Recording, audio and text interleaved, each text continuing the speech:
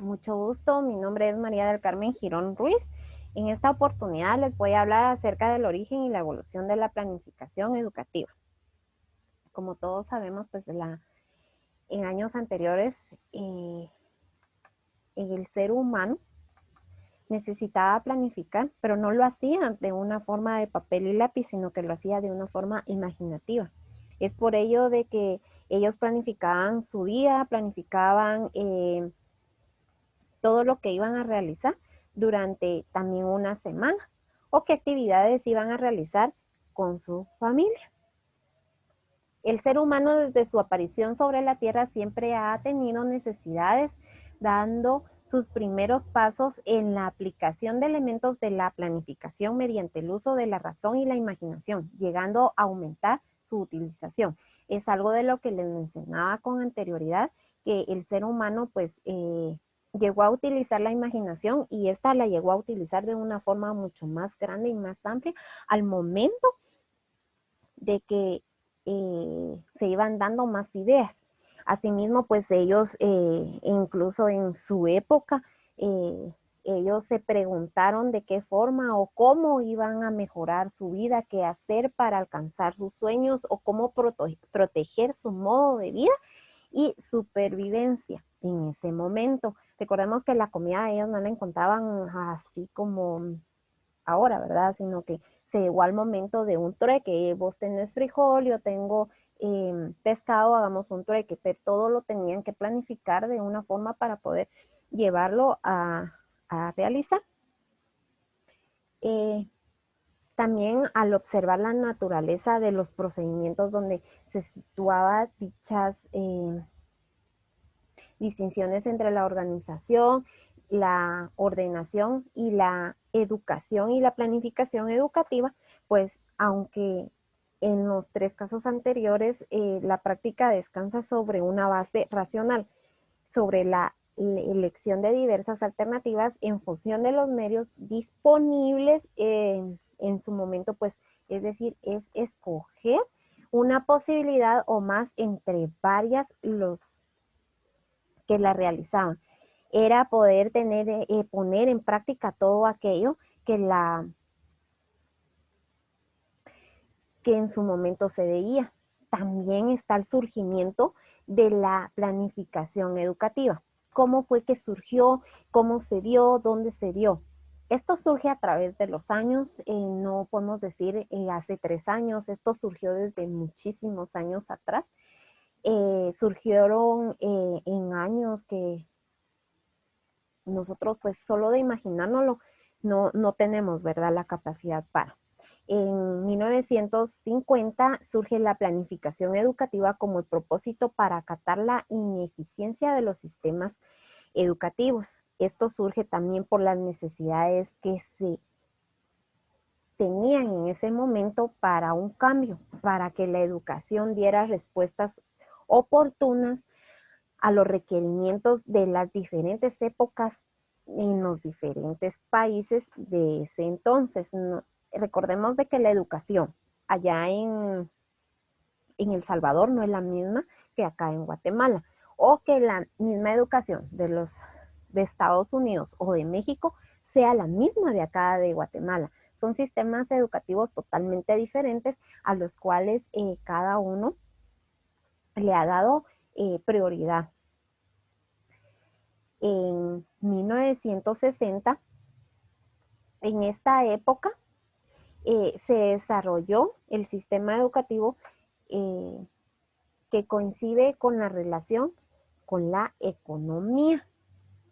Este, en este surgimiento, muchos estudios sobre el papel económico de la educación, por lo que es considerada como la inversión previa para el desarrollo económico y de ahí que el planteamiento educativo adquiere un enfoque mucho más economista en esa época. Recordemos de que la economía y la administración es lo mismo, es la misma que se derivan. La planificación es parte y es uno de los principios de la administración. En 1970 se inician estudios comparativos y programas regionales en los cuales se puede permitir analizar, posicionar modelos, estrategias y resultados y así poder identificar soluciones alternativas para un problema educativo.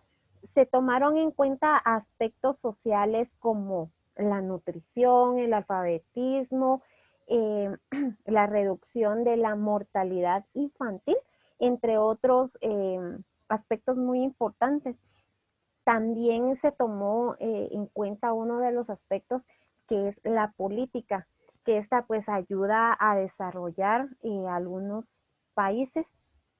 En 1980, la crisis económica mundial de los países industriales se extendió a muchas regiones.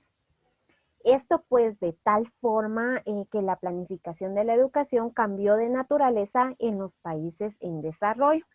Durante esta época, los proyectos de educación fueron evolucionando bajo tres influencias.